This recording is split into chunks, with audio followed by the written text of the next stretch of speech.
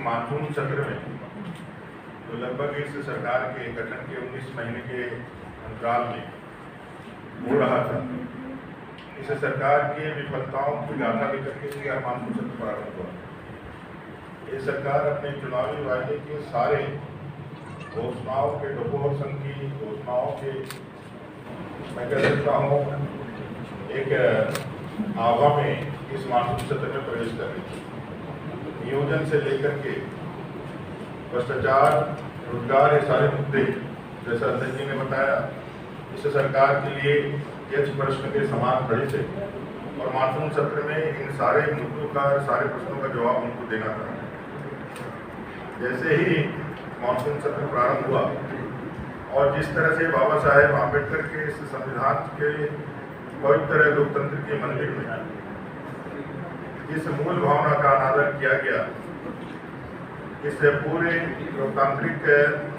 देश के अंदर जो विश्व की सबसे बड़ी लोकतंत्र है, एक पंच निरपेक्ष गणराज्य का प्रतिनिधित्व करने वाला यह लोकतंत्र का मंदिर विधानसभा कैसे एक वर्ग विशेष के लिए धर्म के नाम पर कमरा आवंटित कर सकता है। किस नियम, किस कानून, किस संविधान, जो संविधान की रक्षा करने के लिए जो मंदिर है, जो संविधान को पालन कराने के लिए जो सबसे बड़ा ये विधायकी जो सदन है, उसमें किस कानून, किस नियम के तहत कमरा आवंटित किया गया। इस लोकतंत्र की मर्यादा को भंग करने के लिए और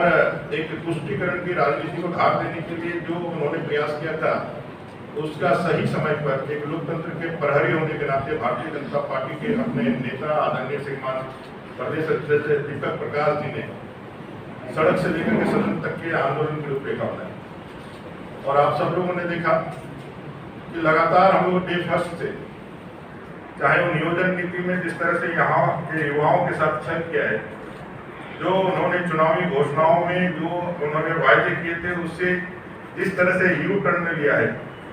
एक गिरगिट के रंग को भी बदलने की जो काबिलियत होती है उसको भी शर्मसार करने वाला है। युवाओं को नौकरी से विशेष करके यहाँ के आदिवासी, दलित, मूलवासी, पिछड़े और बड़ी संख्या में हिंदी भाषाभाषी क्षेत्र के बच्चों को जिस तरह से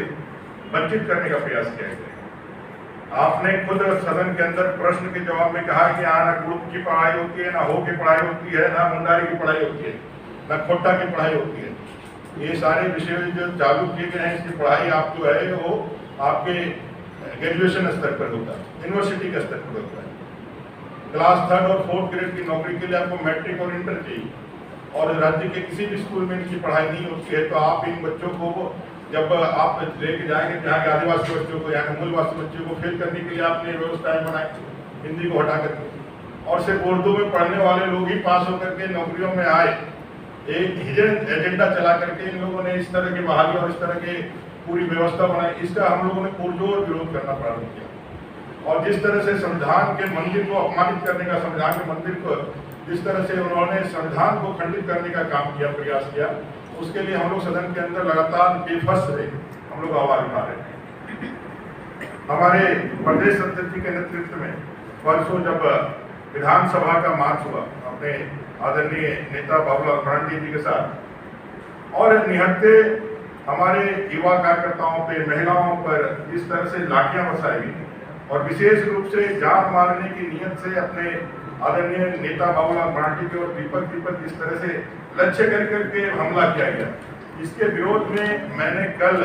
सदन के अंदर एक फंडामेंटल राइट जो एक विधायक का हो सकता है, एमएलए का हो सकता है, उसके तहत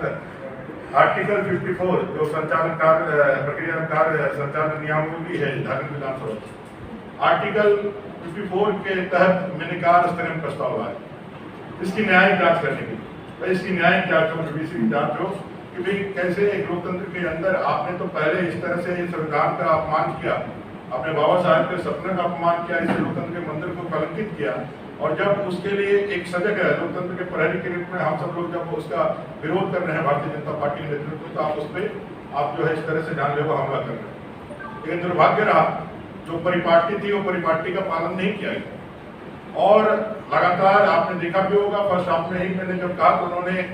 अपना संचालन नियमावली की बात कही, मैंने पढ़ करके भी सुना है तो उन्होंने कहा कि भाई आप आसन से कहा गया कि हिंदी हमको पढ़े, तो मुझे लगा फिर से बोलने दिया जाएगा, लेकिन वो नहीं माने, नहीं किए, और लास्ट तक जब बिजनेस खत्म होने लगा तब तक उन्होंने नहीं किया। और मैं वहां से बोल करके जब निकल रहा था तो जिस तरह से कांग्रेस के साथियों ने वहां पे होर्डिंग चालू की और जिस तरह से बाहर जाने का रास्ता दिखलाया, उस बाबा साहब आम्बेडकर के मंदिर में आने का जो सौभाग्य मिला है, वो सौभाग्य बाबा साहब के उन संविधान के कारण ही हम लोग को मिला है। एक रिजर्व कंस्टिट्यूएंसी से आने का, नहीं तो हमारे जैसे लोग इस प्रतिनिधि सभा में पहुंचने के लिए क्या कभी सक्षम हो सकते थे या नहीं हो सकते थे। ऐसे अपने आवाज को बुलंद करने के लिए, लोकतंत्र की व्यवस्थाओं को, मान्यताओं को बुलंद करने के लिए हम लोगों को मिला। कांग्रेस के शासनकाल में ना बाबा साहेब को कभी सम्मान किया, ना उनके संविधान की कभी रक्षा करने का कोई काम किया गया। उनको बराबर अपमानित करने का कांग्रेस की मानसिकता रही, और ये दलित वर्ग, अनुसूचित वर्ग है, उसको सिर्फ वोट बैंक की राजनीति समझ करके उन्होंने कभी भी उनके उन्नयन के, उनके संवर्धन का कोई प्रयास नहीं। सिर्फ और सिर्फ वो अपने पैरों की जूती बांध अपने प्रदेश अध्यक्ष जी के नेतृत्व में उठाया और इसको आगे बढ़ाया। जिस तरह से महादलित पूरी परिवार को वहां मार करके हटा दिया गया, उनकी जमीनें छीन ली गई। राज्य की सरकार ने एक एफआईआर तक नहीं किया। जब डीआईजी आए, जब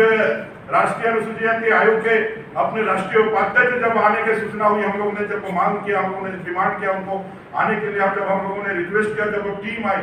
तब जाकर के वो केस लॉन्च हुआ। लेकिन उन्हें रमजान मियां और उनके लोगों पे केस लॉन्च होने के बाद भी वहाँ जो संस्था में बैठे हुए डीसी हैं, वो डीसी मांडवाली करने के लिए, विचार करने के लिए, लोगों पे अपने विचार करके इसको खत्म किया जाए, इस विचार के साथ उनको बैठाने का काम किया। लेकिन उस दलित को न्याय दिलाने का काम नहीं किया। वो कमेटी उस घर तक नहीं जा पाए, चीरूट नहीं जा पाए, इसलिए उनको बरगलाने का भी काम किया। हम लोगों ने दबाव देकर चीरूट लेकर गए और वहाँ के भयावह स्थिति को दिखलाने का काम किया। और ये संघर्ष का ही परिणाम है भारतीय जनता पार्टी का कि आज वो चीरूटी से जो दलित परिवार वहां विस्थापित हो गए थे, अपने राष्ट्रीय अनुसूचित आयोग और राज्य अनुसूचित जाति आयोग के प्रयास से वो दलित परिवार वहां स्थापित हुआ है। तो हम लोगों ने देखा इस देश के अंदर अपने भूमि से लोग विस्थापित हो गए, कश्मीर से पंडितों का जिस तरह से विस्थापन हुआ, कोई सरकार अभी तक उनको वहां वापस नहीं ले पाए, एक बड़ी विशेष की बहुलता के कारण। लेकिन चीरूटी में हम लोगों ने उनको स्थापित करने का काम। उसी तरह चाहे वो चाईबासा के घासी परिवार को मारने का विषय हो, या फिर अभी एक मामला आया है धनबाद का, पॉक्सो में केस लॉन्च हुआ है, पॉक्सो के अंदर केस लॉन्च हुआ है। ये मामला है, इसका केस नंबर मैं दे दूंगा, UD case number 354 B IPC की धारा से केस हुआ है। पॉक्सो लगा है एक दलित बच्ची पर अटेम्प्ट रेप का और इसका हुआ बलात्कार का। मैंने खुद बात किया था एसपी से, उन्होंने कहा कि 7 दिन का समय दीजिए, विधानसभा चालू होने से पहले। आज 1 महीने से ज्यादा समय होने को आ गए, लेकिन उसकी गिरफ्तारी नहीं हुआ, वो घूम रहा है इसी तरह से। राज्य सरकार के अंदर महिलाओं के अपने जिस तरह से दलित समाज को जिस तरह प्रताड़ित किया जा रहा है, ये सारे भावनाएं कहीं ना कहीं कल मेरे मन में आवेग के रूप में आ रही थी। कहीं ना कहीं ये लग रहा था कि जब एक चुने हुए प्रतिनिधि जो विधानसभा का विधायक है, जिसका संवैधानिक राइट है, उसको अगर वंचित किया जाता है, तो गांव घर में रहने वाले दलितों पर, आदिवासियों पर, वंचितों पर इस सरकार का ध्यान कैसा होगा, उसके ऊपर कैसा आग्रह होगा, कैसा होगा। जिस तरह का उपहास उन लोगों ने किया और जिस तरह से मुख्यमंत्री जी ने बाहर निकल करके इस विषय को जिस उपहास के दृष्टिकोण से देखा, मैं कहता हूं करुणा और संवेदनशीलता मनुष्य का सबसे बड़ा प्रकृति का और ईश्वर का दिया हुआ मोल है। जिसके आंखों में आंसू ना आए, जिसके हृदय में सहानुभूति नहीं आए, संवेदनशीलता नहीं आए, करुणा ना आए, उसके आंखों में आंसू भी नहीं आ सकता है, वो पत्थर होता है। इंसान नहीं होता है जिसके आंखों में आंसू भी आ सकता है, विषाद भी आता है और प्रफुल्लता और हंसी भी आता है। अगर उनका जो दिल है वो पत्थर का हो गया है, वो दिल अगर पत्थर का ना होता तो इस झारखंड के 3.25 करोड़ झारखंडियों की इस कठिन द्रोह व्यवस्था जो आदिवासी दलित महिलाएं जिस पे जुल्म हो रहे हैं, जो चिल्ला के कर रही है कि हमारे साथ अन्याय हो रहा है, रूपा तिर्की की आत्मा तोड़ रही है, उनके कानों तक गूंजती है, उनके आंखों तक वो असर आता। लेकिन ये अहंकारी सरकार है, घमंडी सरकार है, और इस अहंकारी और घमंडी सरकार का घमंड टूटना प्रारंभ हुआ है। पहली बार अपने आदरणीय अध्यक्ष जी के नेतृत्व में जो हम लोगों ने आंदोलन सड़क से सदन तक किया, इस अहंकारी घमंडी सरकार को रोल बैक करना पड़ा, स्टेप डाउन करना पड़ा, और उन्होंने इस नमाज के लिए आवंटित गज के प्रति उन्होंने कमेटी का गठन किया। ये रोड बैक है उनका, ये स्टेप डाउन है, ये जीत है हर एक लोकतंत्र के प्रहरी के रूप में खड़े हुए लोगों का। और अपने अध्यक्ष जी कहते हैं कि यहाँ तालिबानी संस्कृति को खड़ा हम लोग नहीं होने देंगे, इस भारत भूमि को, इस झारखंड को अफगानिस्तान नहीं होने देंगे।